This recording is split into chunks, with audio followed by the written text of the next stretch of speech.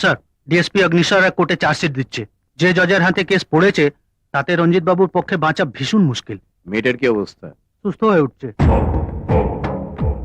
সালার health department দেখছি আজকাল বেশি বেশি এফিশিয়েন্ট হয়ে উঠেছে। তুমি এক কাজ করো, মেয়েটাকে মেরে ফেলো। কি বলছেন আপনি? গোটা হসপিটালে পুলিশ পাহারা। আমার ভাইয়ের বেঁচে থাকার জন্য এই মেয়েটার মরাটা দরকার। ঠিক বলেছেন স্যার। আরে উকিল বাবু, এই কেসটা তোমার নয়, আমার।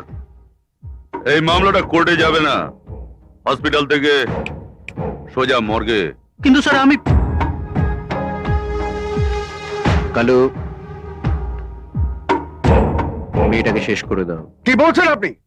আপনি আমাকে আমার পেশেন্টকে খুন করতে বলছেন? আপনি যদি এখানে আর 1 মিনিট বসে থাকেন তাহলে আপনাকে আমি পুলিশের হাতে তুলে দেবো। আপনি এত এক্সাইটেড হচ্ছেন কেন ডক্টর সাহেব? আমি আপনাকে একটা কথা বলেছি, মানা না মানা আপনার মর্জি। আপনি যাবেন কি না? আপনার মেয়ের নাম আশা, তাই না?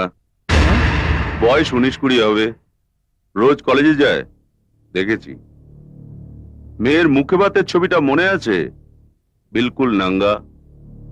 আর যদি ওরকম একটা ছবি রাস্তার মাঝখানে দাঁড়িয়ে সবাই দেখে, কিরকম লাগবে ডক্টর সাহেব? মানে ওটাই হবে, রাস্তার মাঝখানে দাঁড়িয়ে আপনার মেয়ে।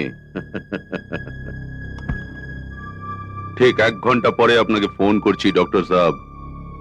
খোদা হাফেজ।